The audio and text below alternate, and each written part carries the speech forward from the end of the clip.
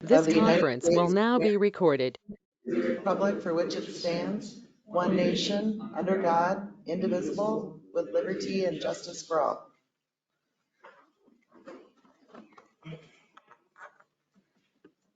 Take a look at the agenda. There is an amendment to the agenda. We're adding O, which is about absentee balloting.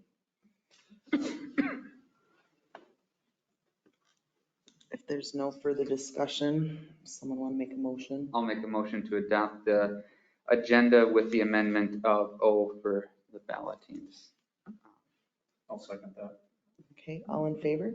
Aye. Opposed? Passes. 4-0-0-0. Yeah, that's right. Let's look at the minutes from the regular meeting on 6/15. Get attached. Oh, yeah, we don't have the go back feature on there this time, so once you're in there, you won't be able to go back to your agenda unless you scroll all the way back. Keep scrolling. We're missing our technical person this week, Right. so. Miranda can't go on vacation.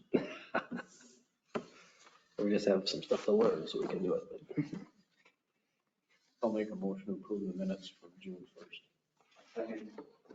So on here it says 6/15, so we might need to change that.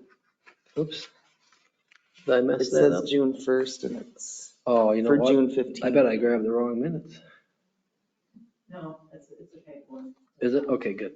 Yep. I know a couple meetings ago I grabbed the wrong minutes. It's a type one. Okay. So I'll correct we had a motion and a second, right? All in favor? Aye. Opposed? Passes 4-0-0. Then we'll go on to accounts payable. Joan? Okay, so there's just a couple of big ones. First one is like 78968, which is the CD moving to Wanamingo. That one's for 2 million. And then the 78993 is the new or replacement vehicle for the police. And then 78997 is a bond payment for $26,647.50. And then the last large one is a engineering one, 79039 line item. And that one are the only large ones that I saw that looked like to look over. Otherwise, everything looks good. I would make a motion that we move forward the accounts payable in the amount of $2,155,263.93. I'll second that. All in favor? Aye. Passes 4-0-0. This is the public comment portion of the meeting. Individuals may address the city council about any item of concern. Speakers must state their name and limit their remarks to 5 minutes. Generally, the city council will not take action on the items, but may refer the matter to staff for further report or direct the matter to be scheduled for a future meeting. So just be aware of that. Any comments? Or we're gonna get you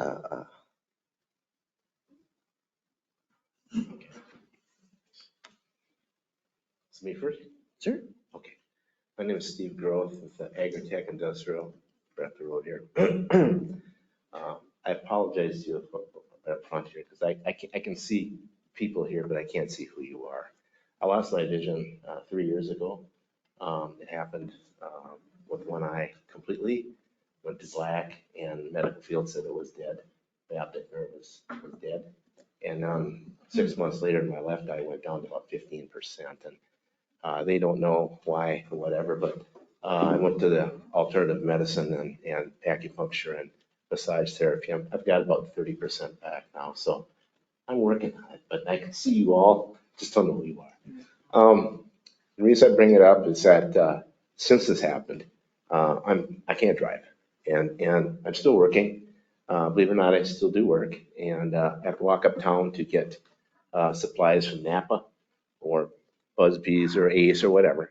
Anyway, have you noticed how horrible your sidewalks are on the west side? I mean, they're dangerous. I've tripped, I've fell, I've torn my pants and skinned my knees. You go up Warren Avenue, just up from my shop, where Mary's house is in the corner, and there's a tree branch, a root going underneath there. That sidewalk is up over I'd say about a foot to 18 inches high. You don't have any marks on there for bright paint or for hazardous, stuff.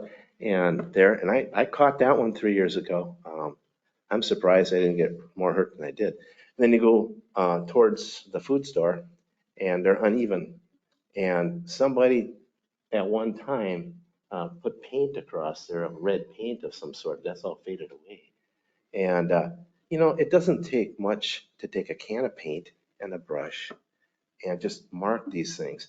There's people like me out there. I mean, so I end up walking on the street, and I don't know if it's any safer on the street. I'll be quite frank with you. In the wintertime, it's really unsafe. Because those people they don't have no respect for anybody on the road. I'm seriously. But, I can't drive, so I have to walk. And the west side is, as far as I'm concerned, is the forgotten side. With the water, went through that water thing with my fire 9 years ago. I lost $2 million in that fire. And my whole life has changed from that. And I was there during the fire. And the two fire departments are outstanding, one in Mangum and Broda. But it took them forever to find hydrants that worked. And when they did find two hydrants that worked, they had to turn one hose off because they had no water pressure to feed two hoses. I mean, I saw it, and nothing's changed since then. And I worry about not me anymore. I worry about a home out there with a family and children in going on fire. And they're not, you can have all the pump trucks in the world, but you can't use them because the lines are too old and too small. They'll collapse them. So, I mean, you don't have no way to protect them people. And nothing's changed. And I'm just curious, is anything going to change on that kind of thing? Because the sidewalks are disgusting and the water lines are ignored. So I'm just bringing it up to you because it's on your shoulders. And the other side, one more thing I want to say, with my condition, they have found out that it's the pesticides and toxins that have worked for the last 40 years.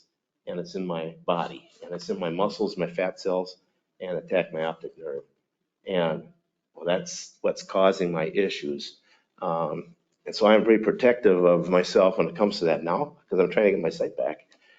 And is there any ordinance in this town for people that spray their lawns for weeds and whatever? Because we live in an area where that's being done, and that drifts over to our side. And I know it's a hazard, and you know it's a hazard because you're an employee that sprays the weeds down there in the park. And I commend you for giving him the protection that he needs. He's got the hazmat suit, the boots and gloves, and the mask on, for filtering, which is wonderful that you give that to him to do to protect his health. So you do know it's a hazard, obviously. And it's a hazard for me too up there, and I just wonder, is there any protection, or do I have to wear a hazmat suit on my yard in the summertime? That's why I'm bringing it up to you, and I appreciate your time for that. Thank you. Do you want me to answer the sidewalk? Yeah, I can start off was with. just gonna say we're Oh, go addressing ahead. stuff, Yeah, but yeah, no, you go ahead. You go ahead. Okay, that's right. You're part of the sidewalk committee, so you know the same thing I do. Yeah, what Sarah was gonna say is that we have contracted with a company to start working on sidewalks. Good. They're doing assessments of certain areas that we start with, and we direct them to which areas we want them to look at each year. We've allocated some dollar amount to that each year. This will be our first year, and what we're going to do is start out with some saw cutting, where we take those high portions and they laser cut, and so it brings it back into compliance. So yeah, we are working on sidewalks. we can talk about maybe painting some of the higher spots as well. Be nice, So that is being addressed. We can't address the whole town at once. We just don't No. have the dollars for that or the No, personnel, but we can definitely have a conversation about painting high spots Big or help. marking Big help. around town, yeah. Because there are a number of areas that need to be addressed. And of course, we will address some as we do road projects as well. And Mike can chime in here whenever you want, Mike, too. I don't know, you want to talk about hydrants or out by Agritech, or we've got Well, one of the city engineers I here think too. just in general, Kim, turn the mic on. I think just in general, we did check the pressures down there, Jeff, that we ran pressures down there. The hydrant there was an old hydrant there that was repaired. Water lines, we did a water main looping from Warren through St. Paul Road back to Jefferson. Right now, as far as sidewalks or infrastructure repair, they're working on Jefferson. That involves a lot of infrastructure. The problem is, it costs a lot of money, and of course, we can't do it all at once.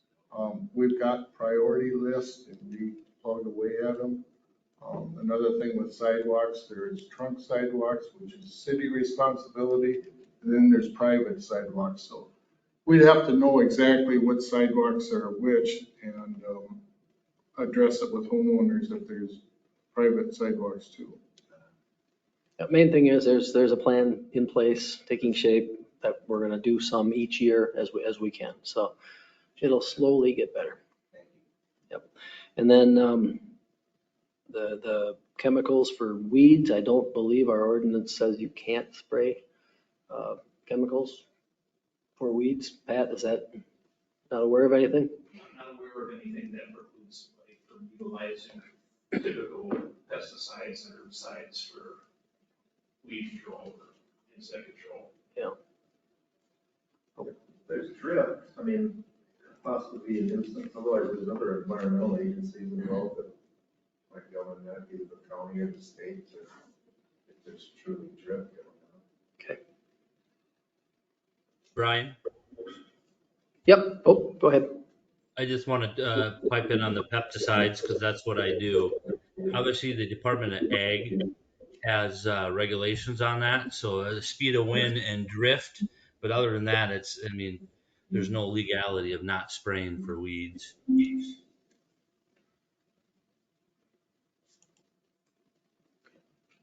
Go ahead. My name is Connie Groth, and I just have a comment about the spray and the insecticides, and that there are organic options out there, very successful ones. They probably include some, well, when I checked into it, they still put some chemicals in there, but not as harsh as what full non-organic herbicide would be. And then also I got to question the way you classify weeds in themselves as unhealthy, where they're cleaning out the filth. Any trees filter and clean versus us adding to the filth, the unhealthy side of things. So to me, weeds, in your ordinance, weeds are classified as unhealthy versus spraying Monsanto. That's not unhealthy. Well, we are, we do have a committee going now to address some of the ordinances that we have, because we've moved into a different kind of, we just need to look at them all. So we're starting to do that, and maybe that's one of the things we should look at.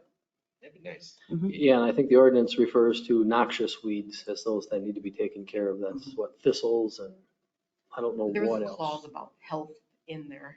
Yeah, sure. So we'll be looking at that kind of stuff coming up to see what we need to revamp and reword. During the COVID, there were some counties that prohibited spraying of weeds, additional chemicals being used upon the people. It would be sad to lift that because chemicals are chemicals.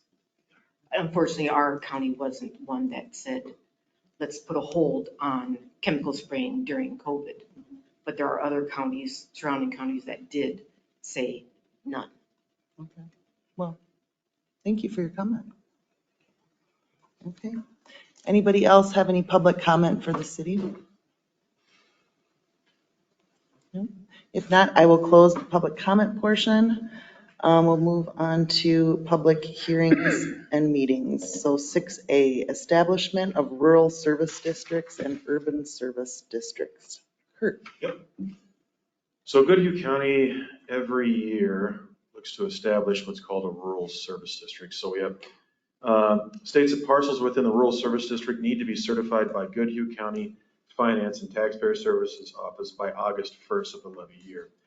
District includes parcels that are rural in character and not developed for commercial, industrial, or urban residential purposes and shall be kept at its current rate of 80% for 2023. The county is requesting a public hearing be held today, July 13th, to certify each parcel has been checked to verify. We are seeking a motion to certify the 2023 Rural Service District directly after the public hearing. And you've got the list of everybody in front of it.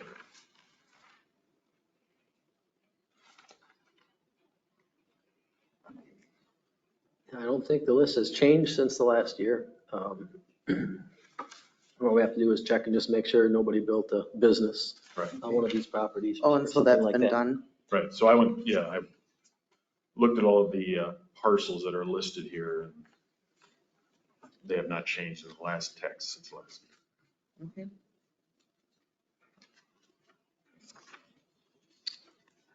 So, is there any discussion about this? Any other discussion? Did you open the public hearing? Oh, Is that- I didn't really, no, didn't really say it like that. I will open the public hearing for the establishment of the rural service districts. And any more discussion about it? Then I will close the public hearing. And we'll come about back to that on here, 8. So new business, 8A, ordinance 2023-1, establishment of rural service districts and urban service districts, which we just talked about, so. Yep, just looking for a motion. I'll make a motion to certify the 2023 Rural Service District as listed. I'll second it. All in favor? Aye. Aye. Passes 400. 8B, North Zumbro Sanitary District update. Brian. Yes, thank you. This is the monthly update that we give to our councils. Each administrator or mayor in Goodhue, we pass along the same thing because we want the same information going to all councils. Really what we've been working on is establishment of the joint powers agreement. Talking about how the money can be spent, working with the MP or the PFA on that. We did have a meeting with the MPCA to talk about how they're going to look at our sanitary district as far as the outfall. So a lot of the technical stuff, we got some good guidance there on how to proceed. The engineers are working on scoping right now and delegation of duties, who's going to do what. And we should be getting that document soon. At the very latest, we've got an August 2nd kind of joint powers agreement kickoff. So the joint powers, that'll be our first meeting as a joint powers. So that's what this update is. And you can read the rest of it. There's a lot of stuff in there. Mhm. Good work. Thanks, Brian. Anybody have any questions for Brian? If not, we'll move to 8C, which is Resolution 2023-10, North Zumbro Sanitary District Support Resolution for the 2024 bonding request. So we know what that's about. We're asking for more money to get this done. So does anyone want to make a motion I'll make a motion to support resolution? for resolution 2023-10 for the North Central Sanitary District. Second. All in favor? Aye. Passes 400. 8D is Resolution 2023-11, North Zumbro Sanitary. Oh, hold on. What? It's a roll call. Oh, it has to be a roll call. Yeah. Sorry. We'll go back. So. Just, it's okay. I'm not doing very well. Okay, Kevin. Yes. Aye. Joan. Aye. Bob? Aye. Me, aye. So again, passes 400. Then we'll move to 8D, Resolution 2023-11, North Zumbro Sanitary District Resolution approving the Joint Powers Agreement. Has everyone had a chance to read the agreement? And I can just talk a little bit about it. So really, the resolution is yeah, just that, directing the mayor and I to sign the joint powers agreement, which makes us part of the joint powers. We're set up the joint powers agreement as equal. Everybody will equal each community. Flamingo, Goodhue, Zumbrota, and Pine Island will all have an equal share in the joint powers agreement. Might not, it'll switch a little bit when the joint, so the vision is the joint powers agreement will turn into the sanitary district sometime during the legislative session, beginning of 2024. At that point, things will be weighted a little differently depending on how much of the plant each community owns because of the flows and all that stuff. But right now, the joint powers agreement is absolutely equal. Same say, same dollars from here on out will actually come out of the $10 million. So there's not so much of each community spending dollars anymore. But yep, that's what the resolution is, just to say, yep, we're in, go ahead, sign the agreement and keep moving. Oh, and also with this agreement, it would be, we have to set a director of the executive committee and an alternate director. And we're requesting that you assign me as the director and Mike Olson as the alternate director on the joint powers. do we have to do those in two different votings? Nope, that's all right here in the resolution. And so it's just a roll, motion, Oh, it's second up roll here. call. Yep. Oh, I see it now. Duh. I missed that last whereas. There was a therefore. Okay, go ahead. I'll make a motion to approve resolution 2023-11. I'll second it. We'll do a roll call. Kevin? Aye.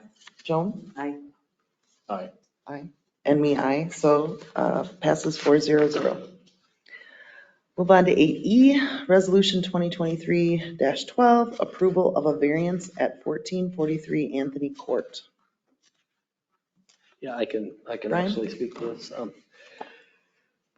The planning commission heard a request for a variance from Kevin Berge Builders at 1443 Anthony Court in Zumbrota. This is one of those up in the Charleston edition that a number of years ago, it was a townhome. It was set up for townhomes, and we allowed that lot to be combined.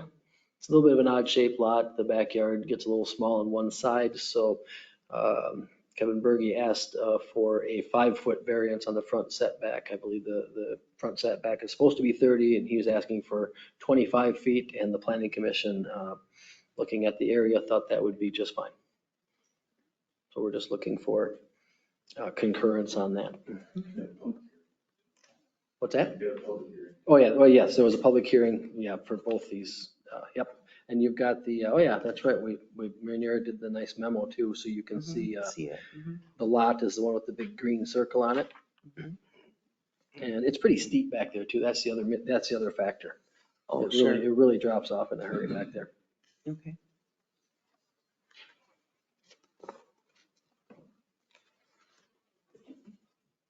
I'll make a motion to approve the variance application 2023-12. I'll second. Go ahead. I'll second that. Okay. All in favor? Aye. And then you can, it's a roll call again because it's a. Oh, it's another roll call. For Pete's sake. Okay. Kevin? Aye. Joan? Aye. Bob? Aye. Sarah, aye. Passes 400. Now, 8F, Resolution 2023-13. There's a little typo here, but denial of a variance request at 407 East 3rd Avenue. Always have to have one typo on there. That's all right. Yeah, this one was a request for a garage on a lot at 407 East 3rd Avenue. This conversation carried on through 2 different planning. There's a public hearing and then conversation after that, or debate, and then it was held over for the next meeting. And talked about it more. What it really came down to is that the requested garage could be built on the lot without a variance. It was the location that the applicant wanted to put the garage that necessitated, in their minds, a variance. But being that there's enough space on the lot to build the garage anyway, the planning commission said, well, a variance is not warranted because it did not meet all of the 5 variance criteria. And the resolution Matt put together, a very nice resolution that kind of spells that out in more technical terms. So this one was denied for that reason. The applicant can still build a garage at some point. It's just either got to be smaller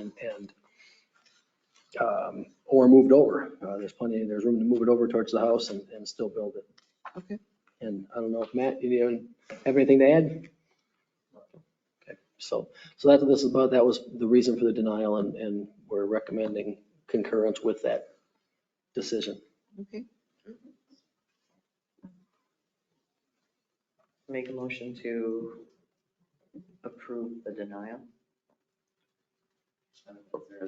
Approve resolution 2023-13. Approve resolution 2023. I'll second that. Second, Bob. Kevin? Aye. Joan? Aye. Aye. Passes 4-0-0. 8G, Jefferson pay request number 4. Yep, another pay request Getting for done. Jefferson. We get one of these a month. It's looking nice.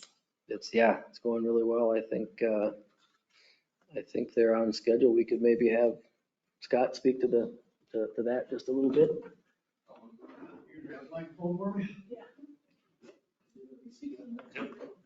Yeah, so I'm Scott Haneke with WH Gas. I'd say, if I was to hear that they were this far at this point, before we started, I'd say, we're doing really good. So the only thing I'll say after that is we've had a couple good months, May and June, not a whole lot of rain. So if we keep that pace up, we'll probably be done the end of September, but we inevitably get some more weather that we're fighting against, might not be done quite as far. The one thing I am kind of anticipating is that by the time school starts, we'll probably be up to Mill Street and have that paved from the highway up to Mill. So then we'll just be left with the rest from Mill Through Street. the up to First. intersection. Yes. Through Yep. the intersection. Yep. Nice, good. Deal. So, yep, again, we'll get one of these a month. All right. This is the one for this month. Anyone want to make a motion to approve this pay request? I'll make that motion for pay request number 4. Second. You all in favor? Aye. Passes 4-0-0. 8H, professional services agreement for East 9th reconstruction. Yep, and this is something we've been talking about for a while. The homeowners in that area have been asking for this road to be improved for a number of years because of dust and bumpy roads. And a lot of people walk that, a lot of people drive that. And then Christ Lutheran came in with their ministry center, which really kicked up the conversation of, well, when are we going to do this? Typically, when we allow an area of town to be developed, issue the permits for that, we would bring an improved road to that area. So, and this comes into a budget discussion too, which we'll have next month. That's later on here that we're asking for a work session to be set. But wanted to get the planning going, the engineering going on this road. So if we decide to proceed with that, we'll be ready to go to bid in the winter or late winter. So I'll let Scott speak to the agreement. Yeah, so this agreement is to put together a feasibility report per state statutes. To have an assessment project, you need to have a feasibility report done, and then to go through a very step-by-step process. So this agreement will take us through the feasibility report and into the first of 2 assessment hearings. So we'll notify the affected properties, have them into a meeting. At that point, the city council will have to make a decision either to continue going on and develop plans and decide to go out to construct this, or you'd be able to not proceed any further with just the fees, just the cost of this PSA. So we will be reaching out to the 2 large properties to see if future development is likely and looking at city utilities, what needs to be extended with this. We're looking at extending the road from the end of the pavement on 9th Street with curb and gutter all the way up to the edge of the Christ Lutheran property, which is, I guess, just past the J turn. That goes back to Jefferson Drive. So that's what the agreement has.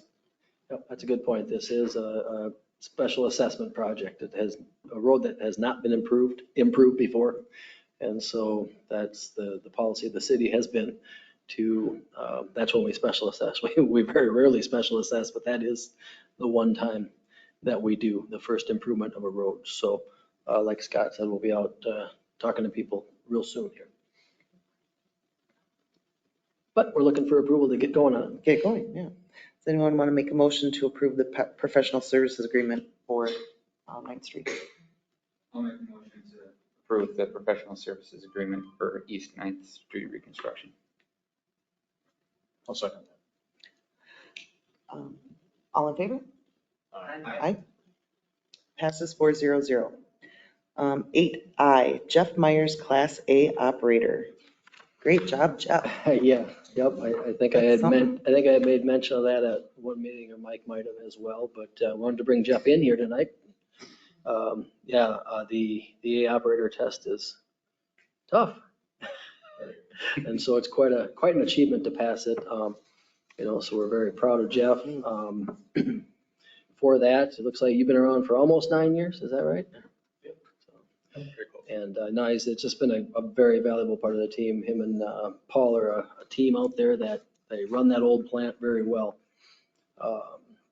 And so, like I said in my memo, an A operator is very valuable, commands a lot of money, and I'm sure once word gets out more, we're going to be coming calling and a whole bunch of people. But Jeff sat down with us and wants to hang around Zumbrota, which we're thrilled with, and requested that we look at his salary level. And so he was requesting to move to a senior wastewater operator, which is level 9, step 7. And so we're just looking for, and the personnel committee spoke about this a couple of different times, and we feel that it is the right thing to do. We'd like to keep Jeff around. Especially with the new sanitary district. Yep, with all this stuff going on, and we need his expertise. And yes. Yep, so we're just looking for approval to move Jeff to senior wastewater operator, step 7, effective tomorrow. Anyone want to make that motion? I'll make that motion. All in favor? Aye. Aye. Passes 400. Thanks, Jeff. Congratulations, Jeff, Yeah, on the thanks, Jeff. test. And That's awesome. we're glad to have you. Now you got your speech, you've got 5 minutes. Yeah.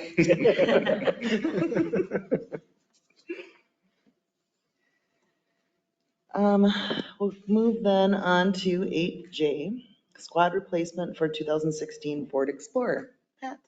So I provided a memo in regards to replacing the 2016 squad that was damaged in the crash. It's been deemed a total loss, so it's too much to repair it for what it's worth.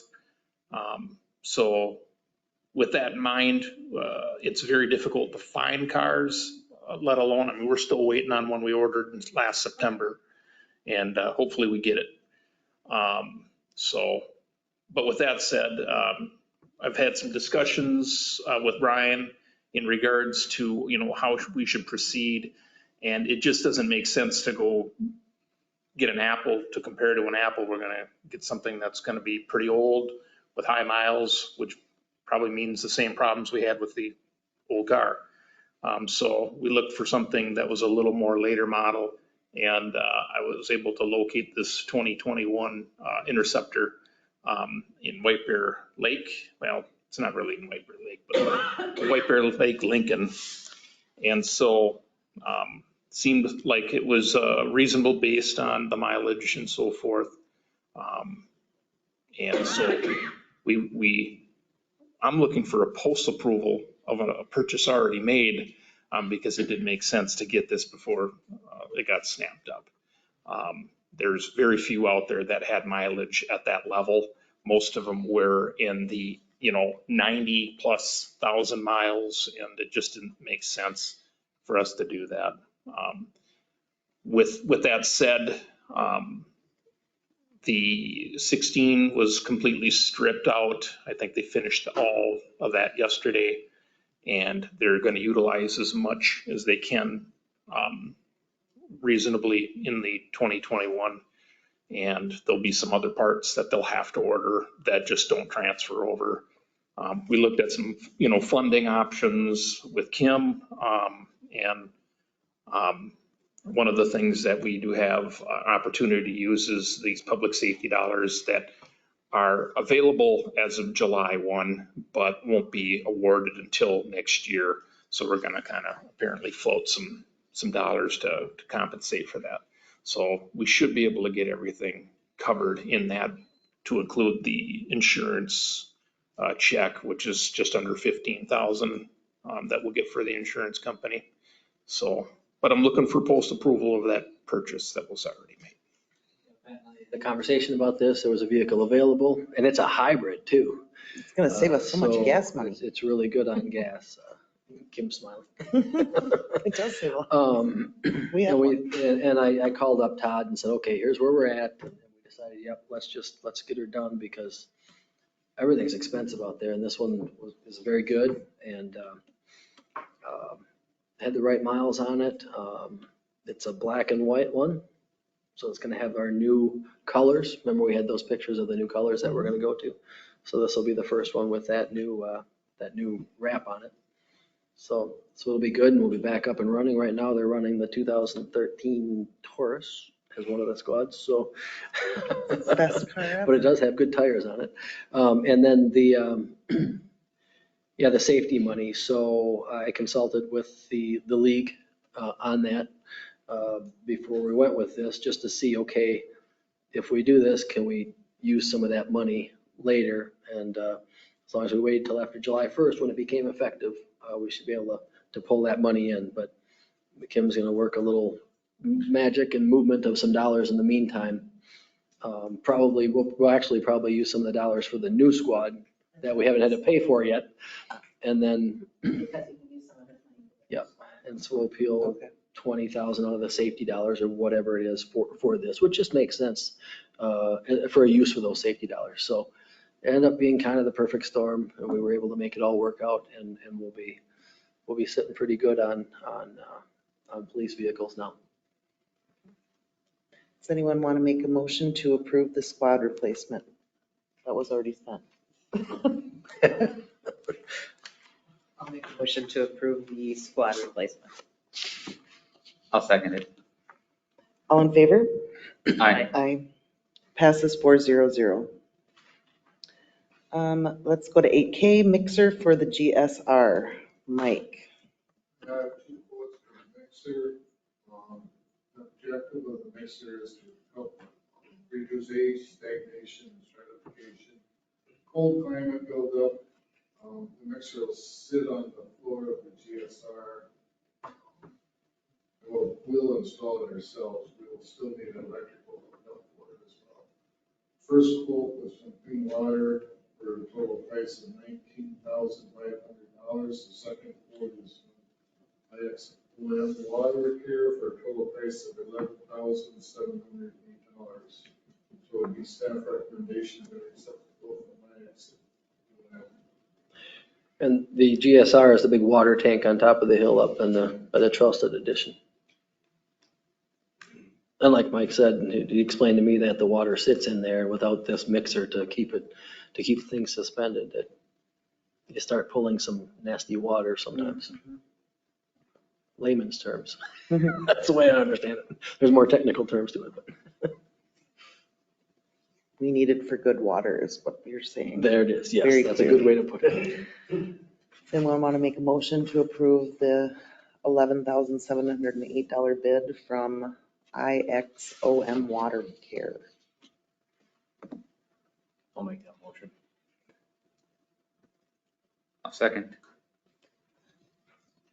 All in favor? Aye. Aye, passes 400. We'll move to 8L, cleaning of the GSR. So I have a quote from Midco Diving. They're the ones who have done this in the past. It's very specialized. There's not very many people around. So we don't have to drain the GSR this way. We dive down, get back in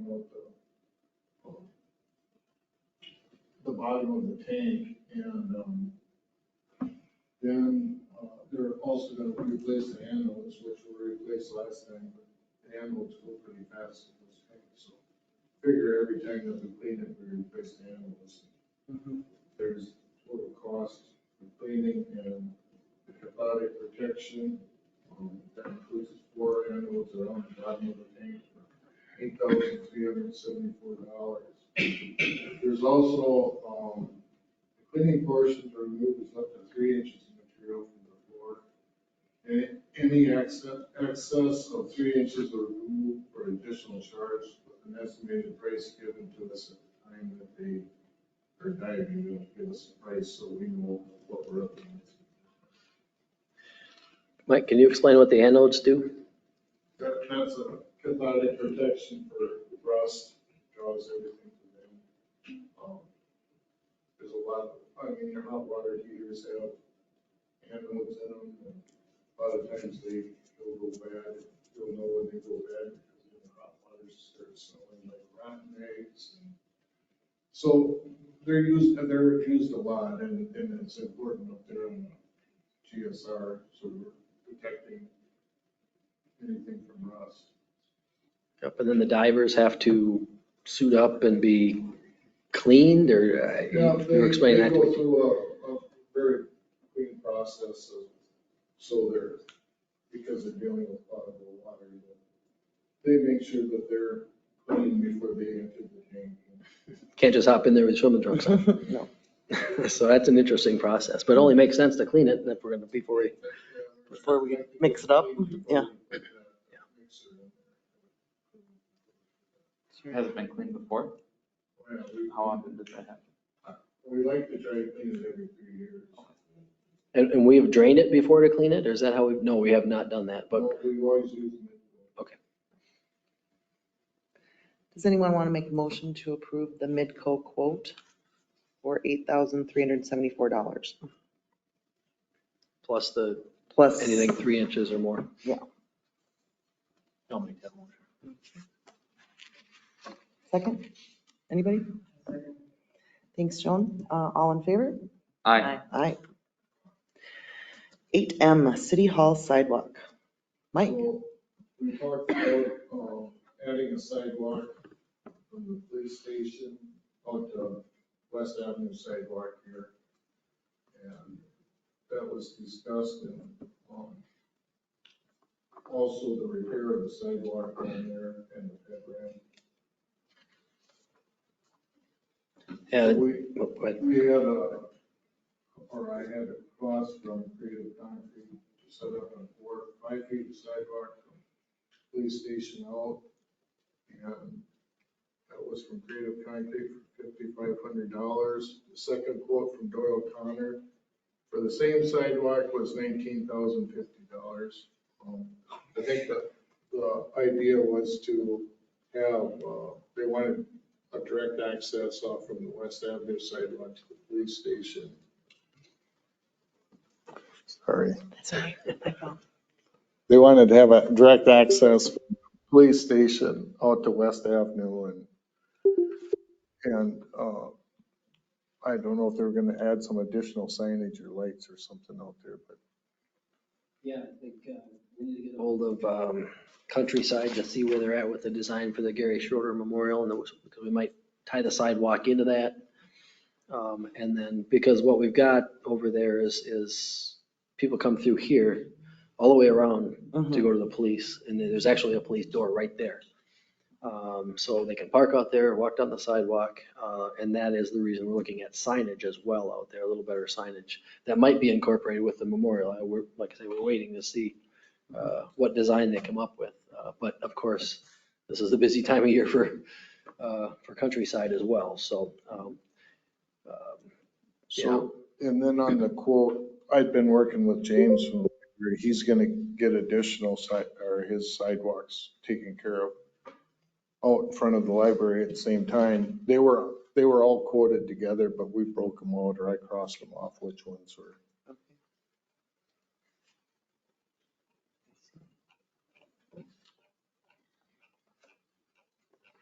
Okay, where's this money coming from to pay for this?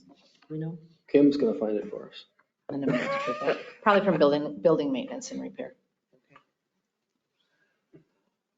Anyone want to make a motion to approve the City Hall sidewalk?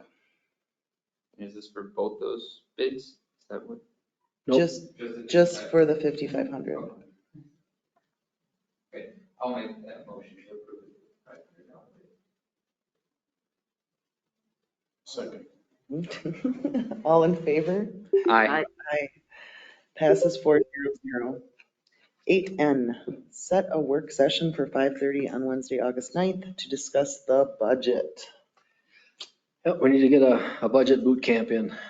We'll miss the park board meeting, but we're gonna give them a preliminary and then we can discuss with them later. But I'd like to have a work session before all those board meetings or all those committee meetings. But, if we push it out till the 9th, we've got time to meet with the department heads as well and get things kind of nailed down, at least for a preliminary. Kim, go ahead. Chime in. No, we're just working through the capital planning tool, also trying to get the inflationary numbers as well as adjusting numbers that we see are out of whack. Sometimes things have been coming in for several years over budget. We're trying to juggle that up and also make it acceptable for the department heads. We all know that budget is the art of compromise, and so it's good to put some quantitative numbers to that and see what we can back off on and what maybe we can increase within the departments. The council has always, some councils are line item by line item, in budget and every line item. I believe the practice here has always been the departments need to stay within their budget. So for example, if you overspend on office supply, perhaps you underspend on electricity or something, you just want your line items to net out. If they don't, you as council need to understand why they aren't net out, and the department heads are answerable for that. Yep, and Kim has been using the new Eller's financial planning tool that we've got and understanding that a little bit better as we go. So, the tool allows for some, which is good. So we can move things in and out. You don't understand it until you start getting hands on it, because you start looking for things in the budget and where they come from and go to. So I'm still learning, believe me. But we are using big undertaking. Yes. Motion to set a work session for 5:30 PM on Wednesday, August 9th for preliminary budget discussion. I'll second it. Thanks, John. All in favor? Aye. Aye. Passes 4-0. We'll go to 8O, absentee balloting. Ryan. Yes, this one came up yesterday afternoon or Tuesday afternoon. I can't remember when it was. We met with Mickey from the county. She runs the elections from the county standpoint, and she went through some changes that were made to election laws. And it really adds a bunch of time to those communities delegated with accepting absentee ballots. And we were one of those. It was Zumbrota, Red Wing, Cannon Falls, and Kenyon. With all these extra hours and other things that go with it, it's really getting cost prohibitive, and we struggled anyway during the 46 days of absentee voting within the office. It was very hard to keep up on city business and deal with the absentee voting. Really Kim and Miranda did most of it. If they needed to be gone, then than I was up there.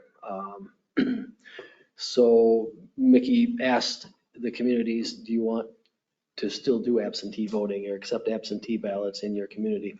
Meaning that we accept the ballot, we give them the information, get them the ballot, get them the envelopes, put the labels on, we go in the SVRS system, receive it. I mean, it takes quite a while for each one.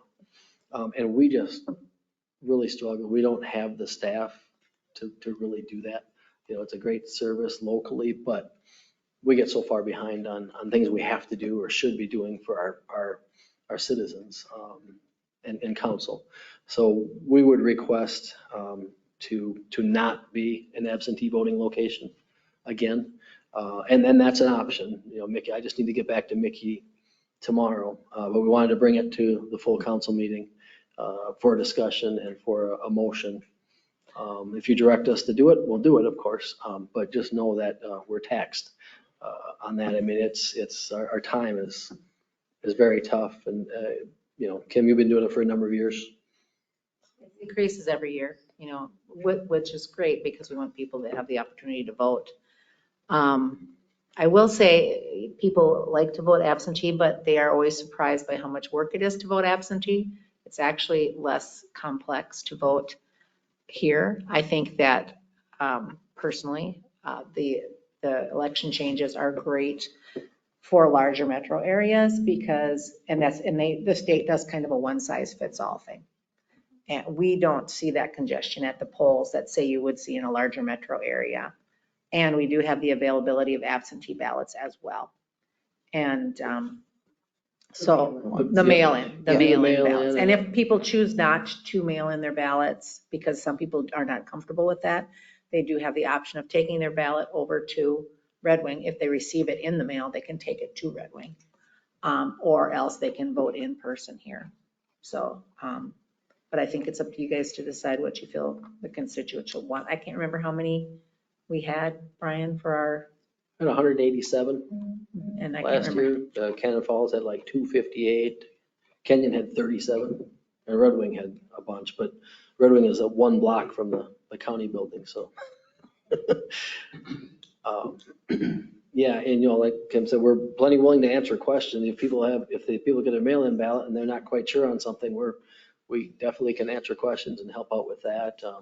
And, you know, the mail-in ballots are available. You can go to Red Wing and vote in person down there. They've actually got the thing called direct balloting the last 18 days now. I think they could do it for 7 days before and they expanded that to 18 days. That is a lot of work because it's opening and closing polls every day, just like the election day. Yeah, we don't have the staff. Yeah, no. And that would be required of us if we said we would do it? We could still do the absentee ballot process that we have been doing. The difficulty is there, we had a hard time doing it before, and now they added another Saturday and a Sunday and additional hours during the election. We'd have to have someone staffing the absentee ballot space During the election until 8 o'clock, and then somebody would have to run those ballots down to Red Wing before we ran all the other ballots down. So they really, you know, understand the reasons for the law changes but for a local municipality to swing that, it's hard unless we're going to hire more staff. Transporting the ballots becomes an issue too, because everything has to be locked and carried, and it's all sealed. And so there is a lot of logging, and I don't know if we would have to transport, if we did absentee, if we'd have to transport the ballots. Prior to this, a county employee would come. When we had ballots, we'd call, she'd come pick them up. And we would do this whole seal with the wire seals and all that. So I don't know if that would change. Maybe perhaps we would have to do it. It's, you know, you need to have people witnessing so you know what's being transported and verifying how many are going. We do take absentee balloting very seriously within the office. We're very serious about it, so.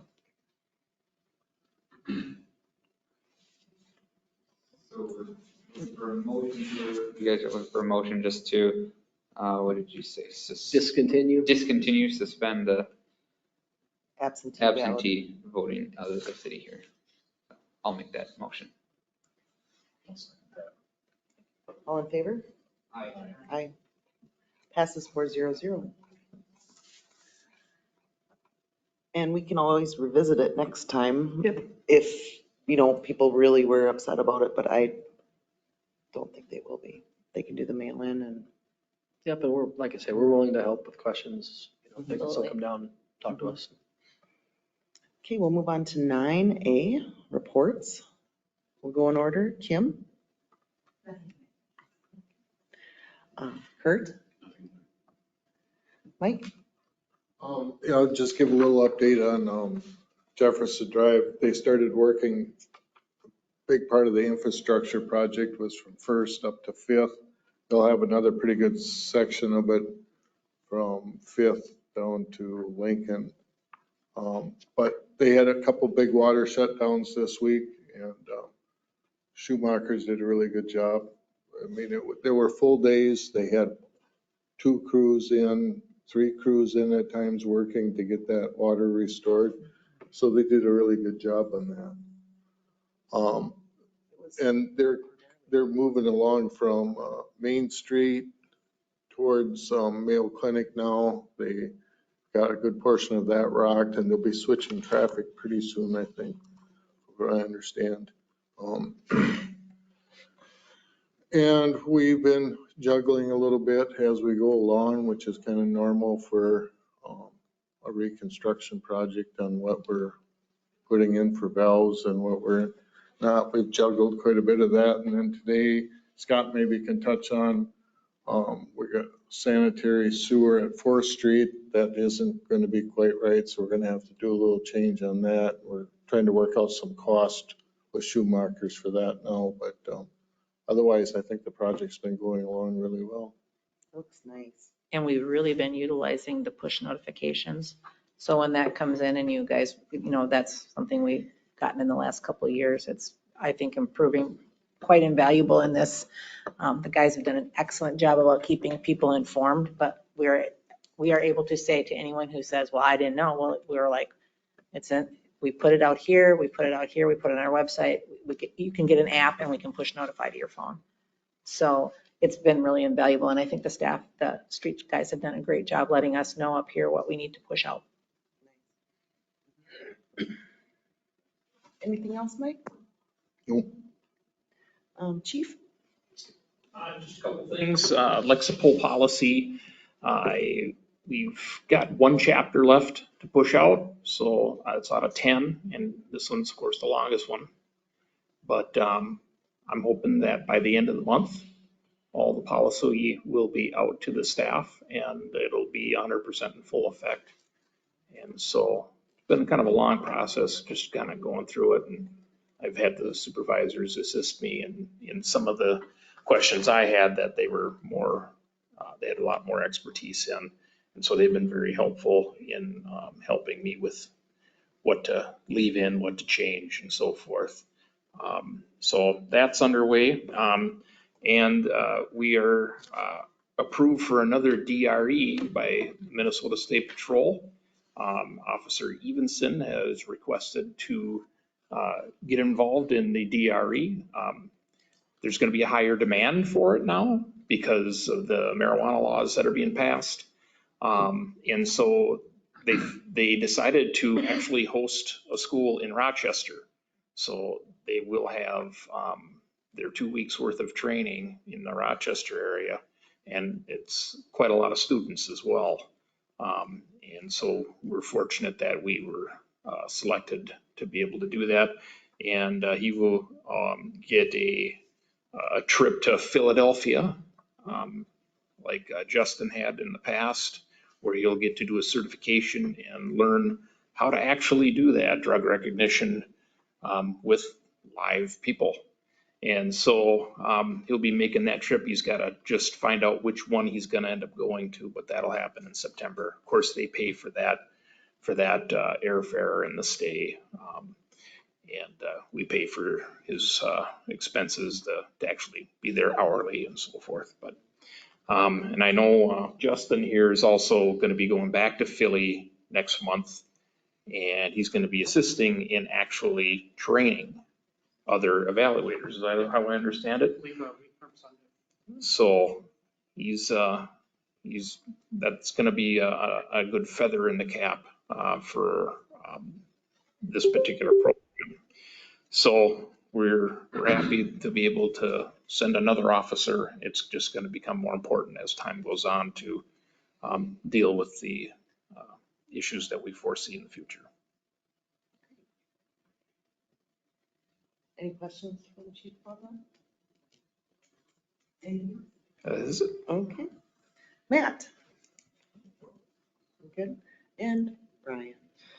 Not a whole lot. I just want to mention that I'm part of a Highway 52 Pell study group. We're studying access for Highway 52 moving forward from just south of Zimrota to just south of Hayter. Interchanges, overpasses, J-turns, the infamous J-turns. That's why I want to mention this, because I've heard from citizens and some farmers that they don't feel that they're being heard at these public meetings that MnDOT holds, because the J-turns go up every time.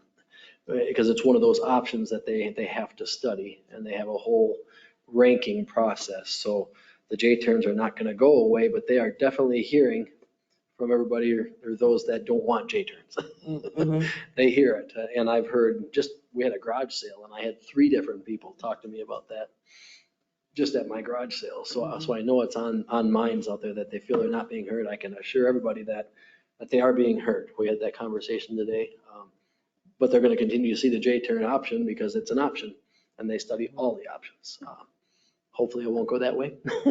But, we're pushing for an interchange somewhere County 7, maybe closer to Zimrota, and the overpass by the covered bridge there across.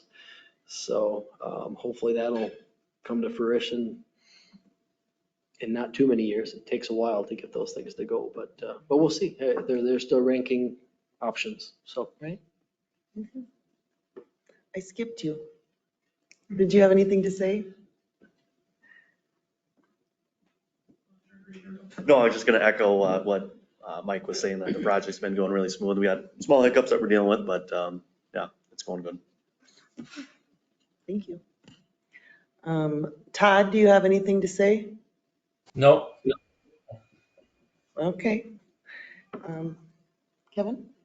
Just a update with the Zimrota area ambulance executive meeting. Mary Sapp retired after 29 years and 3 months of service. So wonderful commitment to the community and dedicating herself to the team members. So she will be missed. They've begun the review of the budget for 2024. So that will be at the July 26th executive board meeting that more details will be pressed out on. There's an ongoing reviewing of billing rates, approved and implemented increases that were effective on the 1st of 2023 here. So, and then as well, an annual fundraiser is going well. So that's my update there. Joan? Nothing tonight. Bob? Me? Nothing. okay, you get to use your gavel. All right, meeting adjourned. That's exciting.